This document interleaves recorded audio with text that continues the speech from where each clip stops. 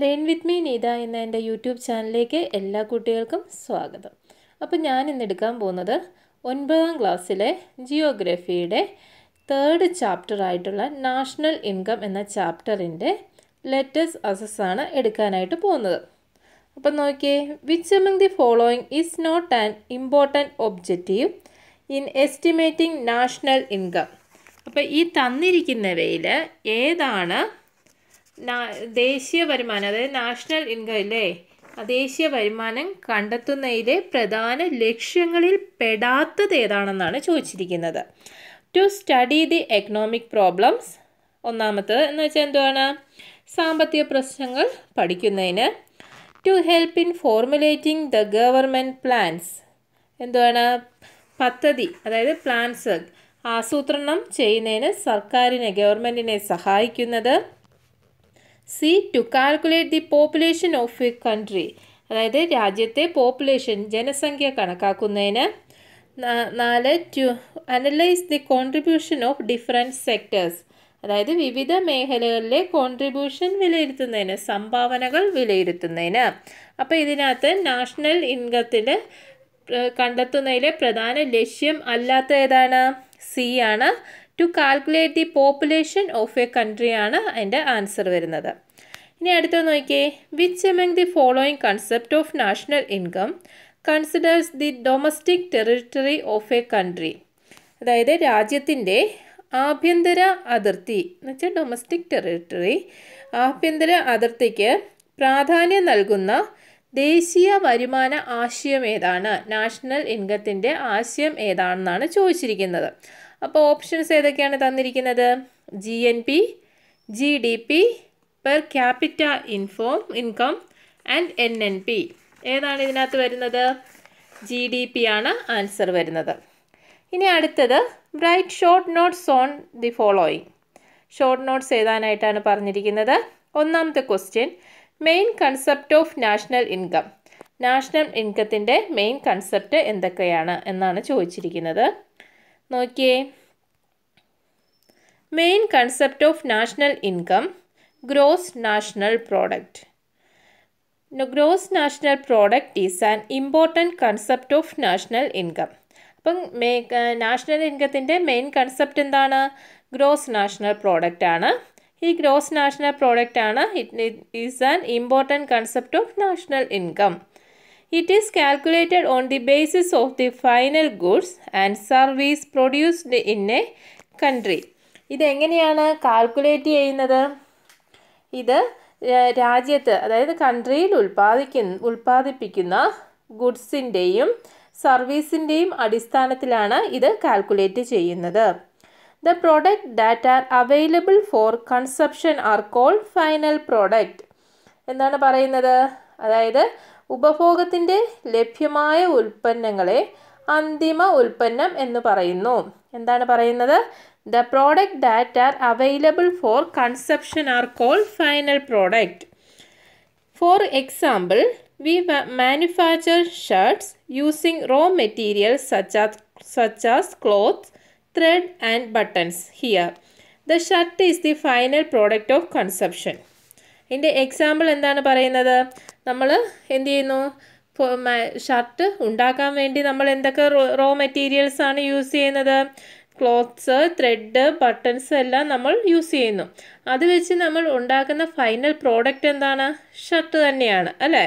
അപ്പം ആ ഷർട്ടിനെയാണ് final product എന്ന് പറയുന്നത്. മനസ്സിലായോ, അതായത് നമ്മൾ ക്ലോത്ത്സും ത്രെഡും ബട്ടണും അങ്ങനെയുള്ള പല സാധനങ്ങളും വെച്ച് നമ്മൾ ഒരു ഷർട്ട് ഉണ്ടാക്കുകയാണ്. അപ്പോൾ ആ ഷർട്ടാണ് എന്തായിട്ട് വരുന്നത്, ഫൈനൽ പ്രോഡക്റ്റ് ആയിട്ട് വരുന്നത്. The shirt is a final product for consumption. The money value of final product is taken into account for calculating the gross national product. While calculating the money value of the shirt, the value of raw materials such as buttons and clothes are included. നേരത്തെ പറഞ്ഞത് തന്നെ, തുണി, നൂലും, ബട്ടണുകൾ തുടങ്ങിയ അസംസ്കൃത വസ്തുക്കൾ ഉപയോഗിച്ച് ഷർട്ടുകൾ നിർമ്മിക്കുന്നു. ഇവിടെ ഷർട്ടുകളാണ് എന്തെന്ന് പറയുന്നത്, ഫൈനൽ പ്രോഡക്റ്റ് എന്ന് പറയുന്നത്. പിന്നെ ദേശീയ ഉൽപ്പാദനം കണക്കാക്കാനായിട്ട് ഈ ഫൈനൽ പ്രോഡക്റ്റിൻ്റെ പണമൂല്യം കണക്കിലെടുക്കുന്നു. എന്നിട്ട് ഷർട്ടിൻ്റെ പണമൂല്യം കണക്കാക്കുമ്പം ബട്ടണുകൾ, വസ്ത്രങ്ങൾ തുടങ്ങിയ അസംസ്കൃത വസ്തുക്കളുടെ മെറ്റീരിയൽസിൻ്റെ മൂല്യവും ഉൾപ്പെടുത്തുന്നു എന്നാണ് പറയുന്നത്. ശരിയല്ലേ? ഇപ്പം നമ്മൾ നോക്കിയേ, അതിൻ്റെ ഇത് പറഞ്ഞു തന്നാൽ, ഇപ്പം ക്ലോത്തിന് ഒരു വില ഉണ്ടാവില്ലേ? നമ്മളിപ്പോൾ ഒരു കടയിൽ പോയി ഒരു തുണി മേടിക്കുകയാണ്, ആ തുണിക്കൊരു വില ഉണ്ടാവും അല്ലേ? പിന്നെ അതുപോലെ തന്നെ ത്രെഡിനും എത്ര, 2 രൂപ 3 രൂപയൊക്കെ അല്ലേ ത്രെഡിന്? അപ്പം അതിന് ആ വില ഉണ്ടാവും. ബട്ടൺസിന് അതേപോലെ വില ഉണ്ടാവും. അപ്പം ഈ പിന്നെ ഇപ്പം തയ്ക്കുന്ന സ്റ്റിച്ചിങ്ങിൻ്റെ അതിൻ്റെ ചാർജ്, പിന്നെ ഇലക്ട്രിസിറ്റി ഉപയോഗിച്ചുള്ള കറണ്ട് ഉപയോഗിച്ചുള്ളതാണെങ്കിൽ അതിൻ്റെ ഒരു ഏകദേശ ചാർജ്, ഇതെല്ലാം കൂടെ ചേർന്നിട്ടാണ് ഷർട്ടിൻ്റെ പണമൂല്യം നമ്മൾ നിശ്ചയിക്കുന്നത് എന്നാണ് പറയുന്നത്. അപ്പം എന്താണ് main concept of national income? Gross national product. Gross national product is an important concept of national income. It is calculated on the basis of the final goods and services produced in a country. The product that are available for consumption are called final product. For example, we manufacture shirt using raw material such as cloth, thread and buttons here. The shirt is the final product for consumption. The money value of final product is taken into account for calculating gross national product. While calculating the money value of the shirt, the value of raw materials such as buttons and clothes are included. ഇനി അടുത്തത് എന്താണ്? Gross domestic product. ഇത് ഈ ക്വസ്റ്റ്യൻ്റെ answer തന്നെയാണ് കേട്ടോ. നമ്മൾ മൂന്നാമത്തെ question പറഞ്ഞില്ല, അതിൻ്റെ ആൻസർ തന്നെയാണ് വരുന്നത്. Gross domestic product, GDP. GDP എന്ന് വെച്ചത് gross domestic product. Gross domestic product is most suitable concept for national income to analyze the contribution of sectors in an economy. എന്താ പറയുന്നത്? അതായത് ഒരു സമ്പദ് വ്യവസ്ഥയെ വിശകലനം ചെയ്യുന്നതിന് ദേശീയ വരുമാനത്തിന് ഏറ്റവും അനുയോജ്യമായ ആശയമാണ് ഏത്? ഗ്രോസ് ഡൊമസ്റ്റിക് പ്രോഡക്റ്റ് അഥവാ GDP എന്ന് പറയുന്നത്. The GDP of a country is the total money value of the final goods and services produced within the domestic territory during financial year. അതിൻ്റെ അർത്ഥം എന്താണ്? അതായത് ഒരു രാജ്യത്തിൻ്റെ GDP എന്നത് ഒരു സാമ്പത്തിക വർഷത്തിൽ ആഭ്യന്തര പ്രദേശത്ത് ഉൽപ്പാദിപ്പിക്കുന്ന ഫൈനൽ പ്രോഡക്റ്റിൻ്റെയും, അതായത് ഫൈനൽ ഗുഡ്സ് അഥവാ ഫൈനൽ പ്രോഡക്റ്റിൻ്റെയും സർവീസിൻ്റെയും മൊത്തം എന്താണ്? മണി വാല്യൂ ആണ്. The income of people working abroad and the profit of institution and firms operating abroad will not be included while calculating the gross domestic product. എന്താ പറയുന്നത് ഇതിന്? അതായത് വിദേശത്ത് ജോലി ചെയ്യുന്ന ആളുകളുടെ വരുമാനവും വിദേശത്ത് പ്രവർത്തിക്കുന്ന സ്ഥാപനങ്ങളുടെ ലാഭമൊന്നും ഇതിനകത്ത് ഉൾപ്പെടില്ല എന്നാണ് പറയുന്നത്. ഏതിനകത്ത്? ഈ GDPക്കകത്ത് ഉൾപ്പെടില്ല എന്നാണ് പറഞ്ഞിരിക്കുന്നത്. അപ്പം ഗ്രോസ് ഡൊമസ്റ്റിക് പ്രോഡക്റ്റ് ഒന്നോടെ വായിക്കാം. GDP gross domestic product is the most suitable concept of national income to analyze the contribution of sectors in an economy. The GDP of a country is the total money value of the final goods and services produced within the domestic territory during financial year. The income of people working abroad and the profit of institutions and firms operating abroad will not be included while calculating the gross domestic product. ഇനി അടുത്ത ഭാഗം നോക്കാം. Net national product. എന്താണ് net national product എന്ന് വെച്ചാൽ? NNP. അപ്പം നമ്മളിത് ഏതിൻ്റെ ആൻസറായിട്ടാണ് പറയുന്നതെന്നറിയുമോ? ഒന്നാമത്തെ ഇതിനകത്ത് വരുന്ന കേട്ടോ. മെയിൻ കൺസെപ്റ്റ് ഓഫ് നാഷണൽ ഇൻകത്തിനകത്താണ് ഈ ആൻസറൊക്കെ വരുന്നത്. മെയിൻ കൺസെപ്റ്റിനകത്ത് വരുന്നതാണ് ഇതെല്ലാം. ഏതൊക്കെയാണ്? ആദ്യം പഠിച്ചത് ഏതാണ്? ഇത് ഗ്രോസ് നാഷണൽ പ്രോഡക്റ്റിനെ കുറിച്ച് പഠിച്ചു. പിന്നെന്താണ് ഗ്രോസ് ഡൊമസ്റ്റിക് പ്രോഡക്റ്റിനെ കുറിച്ച് പഠിച്ചു. ഇനി നമ്മൾ പറയാൻ പോകുന്നത് എന്തിനെക്കുറിച്ചാണ്? Net national product. അതിനെക്കുറിച്ചാണ് പറയുന്നത്. നെറ്റ് നാഷണൽ പ്രോഡക്റ്റ് എന്ന് പറഞ്ഞാൽ എന്താ? NNP. NNP, if you purchase the computer and sell it the next year, will you get the same amount that you spend while purchasing it? അതായത് അവർ പറയുകയാണ്, ഇപ്പം നമ്മൾ ഒരു കമ്പ്യൂട്ടർ വാങ്ങി എന്നിട്ട് അടുത്ത വർഷം അത് വിൽക്കുകയാണെങ്കിൽ അത് വാങ്ങുമ്പോൾ നിങ്ങൾ ചിലവഴിച്ച അതേ തുക തന്നെ നിങ്ങൾക്ക് ലഭിക്കുമോ എന്ന്? ഇല്ല, ലഭിക്കത്തില്ല അല്ലേ? Similarly with the time machinery and other things suffer from wear and tear. അതുപോലെ തന്നെ കാലക്രമേണ മെഷീനറിയും മറ്റ് കാര്യങ്ങളും തേയ്മാനത്താൽ കഷ്ടപ്പെടുന്നു. The cost incurred to remedy this wear and tear termed as depreciation charges. The depreciation charges are taken into consideration while calculating the national income. എന്താ പറയുന്നത്? അതുപോലെ ഈ തേയ്മാനം എന്ത് ചെയ്യുന്നു? പരിഹരിക്കാനുള്ള ചെലവിനെയാണ് എന്തെന്ന് പറയുന്നത്? ഡെപ്രിസിയേഷൻ എന്ന് പറയുന്നത്. എന്താ നമ്മളിപ്പം പറഞ്ഞു വന്നത്? ഒരു യന്ത്രം, ഒരു മെഷീന് നമ്മൾ ഇപ്പം ഞാൻ ഇന്നൊരു മെഷീൻ മേടിച്ചു. എനിക്കൊരു 10 വർഷം അല്ല 5 വർഷം കഴിഞ്ഞ് ഞാനത് വിൽക്കുമ്പോൾ ഞാൻ ഇന്ന് മേടിച്ചതിന് വില എനിക്ക് കിട്ടത്തില്ല അല്ലേ? അപ്പോൾ അതിന് ആ മെഷീൻ വർക്ക് ചെയ്തുകൊണ്ടിരിക്കുമ്പോൾ അതിന് അതിൻ്റേതായ തേയ്മാനങ്ങളും കാര്യങ്ങളും ഒക്കെ ഉണ്ടാവും. അപ്പോൾ ഈ മെഷീൻ നമ്മൾ മേടിക്കുന്ന ഈ മെഷീൻ്റെ തേയ്മാനം പരിഹരിക്കാനുള്ള ആ ചെലവിനെ പറയുന്ന പേരെന്നാണ്? ഡെപ്രിസിയേഷൻ എന്ന് പറയുന്നു. പിന്നെ അടുത്ത് പറഞ്ഞിരിക്കുന്നത് ദേശീയ വരുമാനം കണക്കാക്കുമ്പോൾ ഇതിൻ്റെ മൂല്യ തകർച്ചയുടെ നിരക്കും കണക്കാക്കുന്നു എന്ന്. അതായത് നമ്മൾ ആ മേടിച്ച വിലയിൽ നിന്നും പിന്നെ നമ്മൾ നഷ്ടത്തിലല്ലേ നമ്മളത് വിൽക്കുന്നത്. അപ്പം ആ ഒരു മൂല്യ തകർച്ചയും നമ്മൾ എന്ത് ചെയ്യുന്നു? കണക്കാക്കുന്നു എന്നാണ് പറയുന്നത്. When we deduct depreciation charges from the gross national product, we get the net national product is considered as national income. പിന്നെ എന്താണ് പറയുന്നത്? അതായത് മൊത്ത ദേശീയ ഉൽപ്പാദനത്തിൽ നിന്നും മൂല്യ തകർച്ചയുടെ ചാർജുകൾ കുറയ്ക്കുമ്പോൾ നമുക്ക് നെറ്റ് ദേശീയ ഉൽപ്പാദനം കിട്ടും.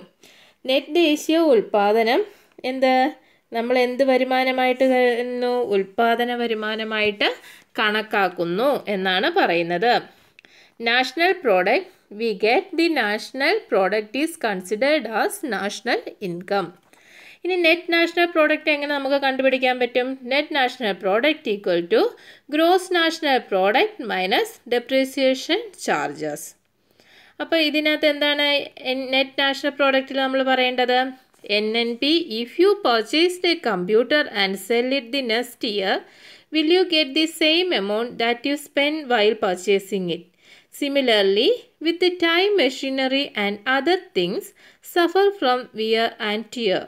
The cost incurred to remedy this wear and tear termed as depreciation charges.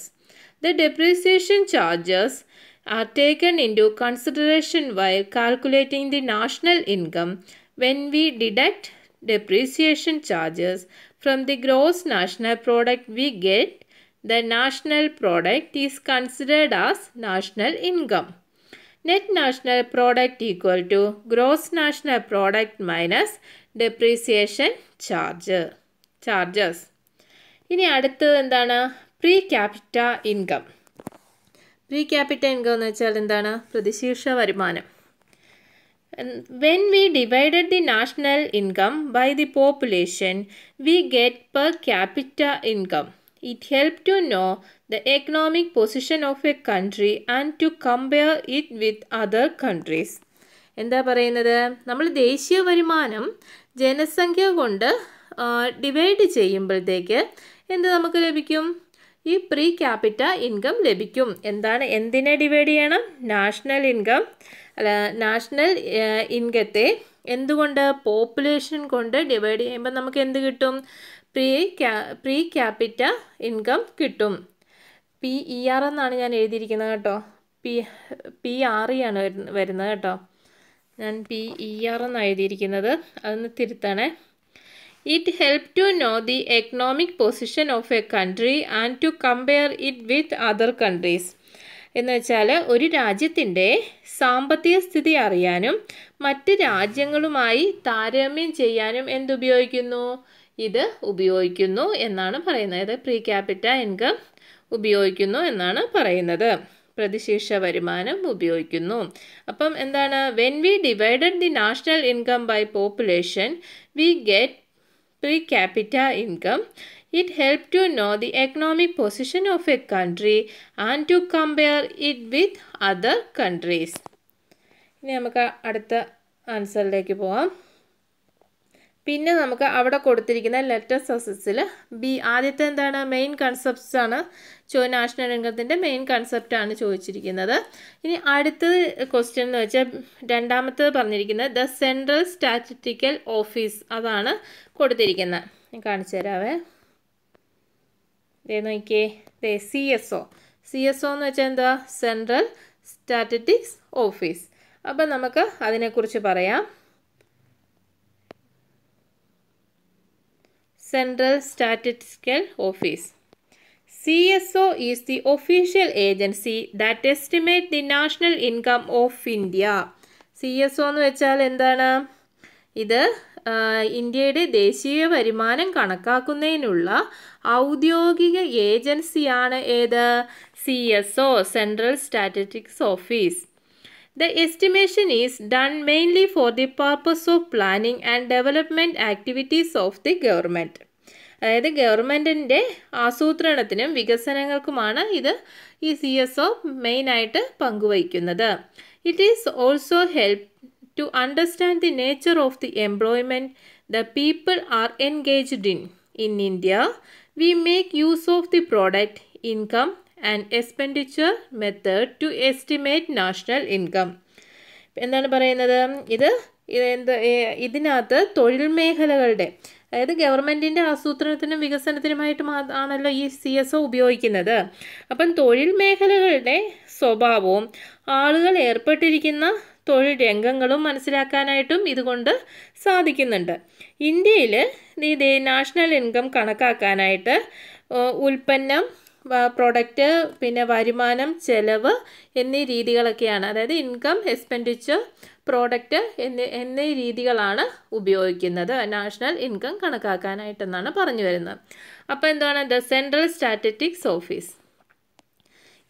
CSO of the official agency that estimate the national income of India. The estimation is done mainly for the purpose of planning and development activities of the government. It also helps to understand the nature of the employment the people are engaged in India. We make use of product, income and expenditure method to estimate the national income. ഇനി അടുത്ത question സിയിൽ വന്നിരിക്കുന്നത് knowledge of economy and India എന്നുള്ളതാണ് C ആയിട്ട് കൊടുത്തിരിക്കുന്നത്. അപ്പം മൂന്നാമത്തെ ക്വസ്റ്റ്യൻ്റെ C ആണ് കേട്ടോ ഈ വരുന്നത്. Knowledge of economy and India. The knowledge sector is the sector which efficiency use knowledge and technology to attain economic growth. എന്താണ് പറഞ്ഞിരിക്കുന്നത്? അതായത് നോളേജ് എന്ന് വെച്ചാൽ വിജ്ഞാന സമ്പത്ത്, അതായത് സാമ്പത്തിക വളർച്ച കൈവരിക്കുന്നതിന്, ഫിനാൻഷ്യലി നമുക്ക് വളർച്ച കൈവരിക്കുന്നതിന് എന്താണ്? കാര്യക്ഷമമായ അറിവും സാങ്കേതിക വിദ്യ, അതായത്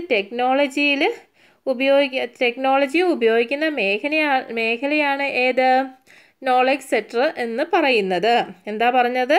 അതായത് നമുക്ക് സാമ്പത്തിക വളർച്ച കൈവരിക്കുന്നതിന് ആവശ്യമായ അറിവും പിന്നെന്താണ് ടെക്നോളജി ഉപയോഗിക്കുന്ന മേഖലയാണ് ഏത്? ഈ നോളേജ് സെക്ടർ എന്ന് പറയുന്നത്. Today, modern technology and information and communication possibilities have grown and developed into knowledge economy. In knowledge economy, production and consumption of intellectual capital take place. ഇന്ന് ആധുനിക സാങ്കേതിക വിദ്യയും, അതായത് മോഡേൺ ടെക്നോളജി, പിന്നെ ആശയവിനിമയ സാധ്യതകൾ, അതായത് കമ്മ്യൂണിക്കേഷൻ പോസിബിലിറ്റീസ്, ആശയവിനിമയ സാധ്യതകളും പിന്നെ വിജ്ഞാന സമ്പദ് വ്യവസ്ഥയായിട്ട് വളരുകയും അതായത് നോളജ് എക്കണോമി ആയിട്ട് വളരുകയും വികസിക്കുകയും ചെയ്തു. പിന്നെ പറയുന്നത് വിദ്യാഭ്യാസം, നവീകരണം, ഇൻഫോർമേഷൻ കമ്മ്യൂണിക്കേഷൻ ടെക്നോളജി എന്നിവ ഈ നോളജ് സെക്ടറിൻ്റെ മെയിൻ ഘടകങ്ങളാണ് എന്നാണ് പറയുന്നത്. പിന്നെ പറയുന്നു അതായത് നോളജ് സെക്ടറിൽ ഇത് production and consumption of intellectual capital take place. Intellectual capital എന്ന് വെച്ചാൽ ബൗദ്ധികമായ മൂലധനത്തിൻ്റെ ഉൽപ്പാദനവും ഉപഭോഗവും നടക്കുന്നതും എവിടെയാണ്? ഈ നോളജ് സെക്ടറിലാണ് നടക്കുന്നത്. അപ്പം നോളജ് എക്കണോമി ആൻഡ് ഇന്ത്യയിൽ എന്തൊക്കെയാണ് എഴുതേണ്ടത്? The knowledge sector is the sector which efficiency use knowledge and technology to attain economic growth. Today, modern technology and information and communication possibilities have grown and developed into knowledge economy. In knowledge economy, production and consumption of intellectual capital take place. ഇത്രയാണ് ഇത് സിയിൽ വരുന്നത്. അപ്പം നമുക്കിനി അടുത്തത് നോക്കാം. ഇനി അടുത്തത് 4ാമത്തെ ക്വസ്റ്റ്യൻ ആണ് വരുന്നത്. എന്താണ്? Explain the main method of estimating national income. ഇതാണ് വരുന്നത്. അപ്പം എന്താണ്? അതായത് നാഷണൽ ഇൻകത്തിലെ മെയിൻ മെത്തേഡ്സ് പറയാനായിട്ടാണ് പറഞ്ഞിരിക്കുന്നത്. Explain the main methods of estimating national income എന്നാണ് ചോദിച്ചിരിക്കുന്നത്. ദേശീയ വരുമാനം കണക്കാക്കാനുള്ള പ്രധാന രീതികൾ ഏതൊക്കെയാണ്? There are 3 methods for estimating national income. National income കണക്കാക്കാനായിട്ട് 3 മെത്തേഡ് ഉണ്ട്. ഏതൊക്കെയാണ്? Product method, income method, expenditure method. ഏതൊക്കെയാണ്? Product method, income method and expenditure method. അതിൽ പ്രോഡക്റ്റ് മെത്തേഡ് എന്താണ്? ഒന്ന് ചരിഞ്ഞു പോയല്ലേ. Product method. Under product method, the national income is calculated by adding up the money value of goods and services produced by the primary, secondary and tertiary sectors. എന്താണ് പറയുന്നത്? ഈ ഉൽപ്പന്ന രീതി, അതായത് പ്രോഡക്റ്റ് മെത്തേഡ് ഉണ്ടല്ലോ, പ്രോഡക്റ്റ് മെത്തേഡ് പ്രകാരം primary, secondary, tertiary എന്നിവയിൽ ഉൽപ്പാദിപ്പിക്കുന്ന ചരക്ക് ഗുഡ്സ് ഉണ്ടല്ലോ, പ്രോഡക്ട്സിൻ്റെയും പിന്നെ സർവീസിൻ്റെയും പണമൂല്യം, അതായത് മണി വാല്യൂ ആണ് മെയിനായിട്ട് ഇവിടെ കണക്കാക്കുന്നത് എന്നാണ് പറയുന്നത്. എന്താണ് പറയുന്നത്? അതായത് പ്രോഡക്റ്റ് മെത്തേഡിൽ പ്രൈമറി, സെക്കൻഡറി, ടേർഷ്യറി അങ്ങനെ ആ ഒരു മേഖലയിൽ നിർമ്മിക്കുന്ന ഗുഡ്സിൻ്റെയും സർവീസിൻ്റെയും മണി വാല്യൂ ചേർത്തിട്ടാണ് എന്ത് കണക്കാക്കുന്നത്? നാഷണൽ ഇൻകം കണക്കാക്കുന്നത്. It is useful for assembling the contribution of each of the sectors towards the national income. എന്താണ്? ഇത് നാഷണൽ ഇൻകത്തിൻ്റെ ഓരോരോ മേഖലയിലുള്ള സംഭാവനകൾ വിലയിരുത്താനായിട്ടാണ് ഇത് ഉപയോഗിക്കുന്നത്, ഈ പ്രോഡക്റ്റ് മെത്തേഡ് ഉപയോഗിക്കുന്നത്. It is also used analyse which sector contribute the most national income. അതായത് നാഷണൽ ഇൻകത്തിൽ ഏറ്റവും കൂടുതൽ സംഭാവന നൽകുന്നത് ഏത് മേഖലയാണെന്ന് വിശകലനം ചെയ്യാനും ഉപയോഗിക്കുന്നു? ഈ പ്രോഡക്റ്റ് മെത്തേഡ് ഉപയോഗിക്കുന്നു. അപ്പം പ്രോഡക്റ്റ് മെത്തേഡ് എന്താണ്? Under product method the national income is calculated by adding up money value of goods and services produced by the primary, secondary and tertiary sectors. It is useful for assessing the contribution of each of these sectors towards the national income. It is also used analyzing which sector contribute the most national income. ഇനി അടുത്ത രണ്ടാമത്തെ എന്തുവാണ്? ഒന്നാമത്തെ product method, രണ്ടാമത്തെ ഏതാണ്? Income method. Income is the, അപ്പോൾ income method എന്ന് പറയുമ്പോൾ ഇൻകം എന്താണെന്ന് അറിയണം അല്ലേ? Income is the reward received for the factors of product. എന്താണ് ഇതിനകത്ത് പറയുന്നത്? എന്താണ് ഇൻകം എന്ന് പറഞ്ഞാൽ? അതായത് ഈ ഇൻകം എന്ന് വെച്ചാൽ എന്താണെന്നാണ് പറഞ്ഞത്? ഇൻകം എന്ന് പറഞ്ഞാൽ ഉൽപാദന ഘടകം, അതായത് പ്രൊഡക്ഷൻ മൂലം പ്രൊഡക്ഷൻ ഘടകങ്ങൾക്ക് ലഭിക്കുന്ന റിവാർഡ്, പ്രതിഫലമാണ് എന്ത്, ഇൻകം എന്ന് പറയുന്നത്. In income method national income is calculated based on rent, wages, interest and profit which are the rewards for factors of production. ഈ ഇൻകം മെത്തേഡിൽ എങ്ങനെയാണ് നാഷണൽ ഇൻകം കണക്കാക്കുന്നത്? എങ്ങനെയാണ്? റെൻറ്റ്, വാടക, വേതനം, പലിശ, ലാഭം എന്നിവ അടിസ്ഥാനമാക്കിയാണ് ഇത് കണക്കാക്കുന്നത്. This method is helpful in analyzing the contribution of each factors of production to the national income. ഇതെന്തിന് സഹായമാകുന്നത്? അതായത് പ്രൊഡക്ഷൻ്റെ ഓരോ ഘടകത്തിൻ്റെയും വിശകലനം ചെയ്യാനായിട്ട് ഈ ഇൻകം മെത്തേഡ് സഹായകരമാണ്. അപ്പം ഇൻകം മെത്തേഡ് എന്ന് വെച്ചാൽ എന്തോ? Income is the reward received for the factors of production. In income method national income is calculated based on rent, wages, interest and profit which are rewards for factors of production. This method is helpful in analyzing the contribution of each factors of production to the national income. ഇനി അടുത്തത് നോക്കാം. അടുത്തതാണ് expenditure method.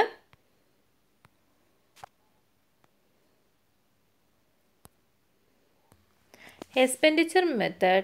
The expenditure method is used to estimate the national income by calculating the expenditure incurred by individuals, firms and government in a particular year. എന്താണ് expenditure method? Expenditure എന്ന് വെച്ചാൽ എന്താ? ചെലവ് രീതി എന്ന് പറയാം മെത്തേഡ് എന്ന് പറയുമ്പോൾ. അപ്പോൾ എന്താണിത്? ഒരു പ്രത്യേക വർഷത്തിൽ, അതായത് ഒരു പ്രത്യേക ഇയറിൽ വ്യക്തികളും സ്ഥാപനങ്ങളും സർക്കാരും ചെലവ് കണക്കാക്കാൻ ഉപയോഗിക്കുന്നതാണ് ഏത് മെത്തേഡ്? എക്സ്പെൻഡിച്ചർ മെത്തേഡ് എന്ന് പറയുന്നത്. അപ്പോൾ എന്താണ്? ഒരു പ്രത്യേക വർഷത്തിൽ ആരൊക്കെയാണ് കണക്കാക്കാൻ ഉപയോഗിക്കുന്ന? വ്യക്തികളും സ്ഥാപനങ്ങളും സർക്കാരുകളും ചെലവ് കണക്കാക്കാൻ ഉപയോഗിക്കുന്ന മെത്തേഡ് ഏതാണ്? എക്സ്പെൻഡിച്ചർ മെത്തേഡാണ്. The expenditure method is used to estimate the national income by calculating the expenditure incurred by individuals, firms and government in a particular year. ഇനി അടുത്ത question, last question. Write for limitation of estimating the national income of India. എന്താണ് പറഞ്ഞിരിക്കുന്നത്? നാല് limitation എഴുതാനാണ് പറയുന്നത്. അതായത് national income, ദേശീയ വരുമാനത്തിൻ്റെ 4 ലിമിറ്റേഷൻസ് എന്തൊക്കെയാണെന്ന് എഴുതാനായിട്ടാണ് പറയുന്നത്. അപ്പോൾ എന്തൊക്കെയാണ് ലിമിറ്റേഷൻസിൽ വരുന്നത്? 1. Lakh of reliable statistics. Data create difficulty in estimating national income എന്നാണ് പറയുന്നത്. ഒന്ന് ഏതാണ്? Lakh of reliable statistical data creating in estimating national income. അതായത് നമുക്ക് ഇത് കുറവായിരിക്കും, അതായത് റിലയബിൾ സ്റ്റാറ്റിസ്റ്റിക്സ് നമുക്ക് കുറവായിരിക്കും. കറക്റ്റായിട്ടുള്ള ഒരു ഇത് ചെയ്യാനായിട്ട് ഡേറ്റ ക്രിയേറ്റ് ചെയ്യാനുള്ള റിലയബിൾ സ്റ്റാറ്റിസ്റ്റിക്കൽ ഡേറ്റ ക്രിയേറ്റ് ചെയ്യാനുള്ള ഡിഫിക്കൽറ്റി, അതിൻ്റെ ഇൻഫോർമേഷൻ്റെ കുറവ്, അതെല്ലാം എന്തിന് കാരണമാണ്? ഒരു ലിമിറ്റേഷനാണ്, ഇൻകത്തിൻ്റെ ഒരു ലിമിറ്റേഷനായിട്ട് പറയുന്നു. അതായത് വിശ്വസനീയമായ സ്റ്റാറ്റിസ്റ്റിക്കൽ ഡേറ്റയുടെ അഭാവം എന്ന് വെച്ചാൽ കറക്റ്റായിട്ട് പറഞ്ഞാൽ അങ്ങനെ വിശ്വസനീയമായ സ്റ്റാറ്റിസ്റ്റിക്കൽ ഡേറ്റയുടെ അഭാവം ഇൻകം കണക്കാക്കുന്നതിന് ബുദ്ധിമുട്ട് അനുഭവപ്പെടുന്നു. അടുത്തെന്താ? Service of housewife is not included in national income. National ഇൻകത്തിൽ ഹൗസ് വൈഫിൻ്റെ സർവീസുകളൊന്നും ഇൻക്ലൂഡ് ചെയ്തിട്ടില്ല. അടുത്തെന്താ? The production of goods for self consumption is not included in the estimation of national income. അതായത് നമ്മൾ ഈ വീടുകളിലൊക്കെ, അതായത് നമ്മൾ വീട്ടിൽ നമ്മുടെ ആവശ്യത്തിന് വേണ്ടിയൊക്കെ ഉൽപ്പാദിപ്പിക്കത്തില്ലേ, ഇപ്പം വെജിറ്റബിളും അങ്ങനെയൊക്കെ നമ്മൾ ഉൽപ്പാദിപ്പിക്കത്തില്ലേ, അത് നാഷണൽ ഇൻകത്തിൻ്റെ ഇതിൽ പെടുന്നില്ല എന്നാണ് പറയുന്നത്. The production of goods for self-consumption is not included in the estimation of national income. അടുത്ത ignorance and illiteracy of the people create problems in collecting statistical data. എന്താണ് പറയുന്നത്? ജനങ്ങളുടെ അജ്ഞതയും നിരക്ഷരതയും കണക്കെടുക്കാനായിട്ട്, ഡേറ്റ കളക്ട് ചെയ്യാനായിട്ട് പ്രശ്നങ്ങൾ സൃഷ്ടിക്കുന്നു എന്നാണ് പറയുന്നത്. അപ്പോൾ എന്താണ്? Write four limitation of estimating the national income of India. ഒന്നാമത്തെ answer, lack of reliable statistical data create difficulty in estimating national income. പിന്നെ അടുത്തത്, service of housewife is not included in national income. Production of goods for self consumption is not included in the estimation of national income. Ignorance and illiteracy of the people create problem in collecting statistical data. അപ്പോൾ ഇത്രയാണ് മറ്റേ chapter 3, ജിയോഗ്രഫിയുടെ chapter 3യുടെ letters അസസിനകത്ത് വരുന്നത്. അപ്പോൾ നിങ്ങൾക്ക് class ഇഷ്ടപ്പെട്ടോ ഇല്ലയോ എന്നൊന്നും എനിക്കറിയില്ല. ഞാൻ വലുതായിട്ട് പ്രിപ്പയർ ചെയ്തിട്ടില്ലായിരുന്നു ഈ ക്ലാസ്സിന് വേണ്ടി. എക്സാമൊക്കെ നടക്കുകയല്ലേ കുട്ടികൾക്ക്, അപ്പോൾ അതിൻ്റെ തിരക്കിലായിരുന്നു. നിങ്ങൾക്ക് ഇതിനകത്ത് മനസ്സിലായിട്ടില്ല എന്നുണ്ടെങ്കിൽ ഞാൻ വീണ്ടും ഒന്നുകൂടെ ക്ലാസ്സുകൾ ഇടുന്നതായിരിക്കും. അങ്ങനെ ഉണ്ടെങ്കിൽ നിങ്ങൾ കമൻ്റ് ഇട്ടാൽ മതി. അപ്പം നമുക്ക് നിങ്ങൾക്ക് ഇഷ്ടപ്പെട്ടാൽ ലൈക്ക് ചെയ്യാനും ഷെയർ ചെയ്യാനും സബ്സ്ക്രൈബ് ചെയ്യാനും ഒന്നും മറക്കണ്ട. അപ്പം അടുത്ത ക്ലാസ്സായിട്ട് നമുക്ക് കാണുന്നവരെ ബൈ.